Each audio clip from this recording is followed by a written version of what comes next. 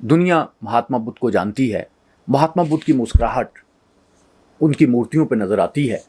सब कॉन्टिनेंट में, जापान में, पूरी दुनिया में यहाँ भी महात्मा बुद्ध को पूजने वाले हैं, यहाँ भी उनसे अक़ीदत रखने वाले हैं। महात्मा बुद्ध की वो मूर्ति की पूजा भी करते हैं, मूर्ति को एहतराम से देखते भी हैं, और उनकी मूर्तियों के मुतालिक एक बड़ी ज़बरदस्त बात की जाती है कि उन पे एक मुस्कुराहट होती है।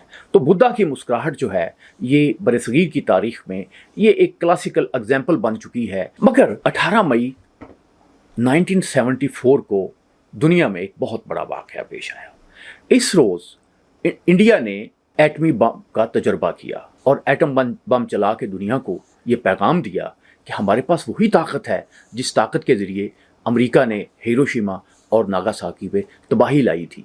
मगर आप देखें कि इतने तबाहकुन हथियार के हसूल के बाद या हसूल से पहले उसका नाम क्या रखते हैं, इस प्रोजेक्ट का, एटमी धमाके का नाम क्या रखते हैं? बड़ी दिलचस्प बात है, वो रखते हैं बुद्धा स्माइलिंग, बुद्धा की मुस्कुराहट।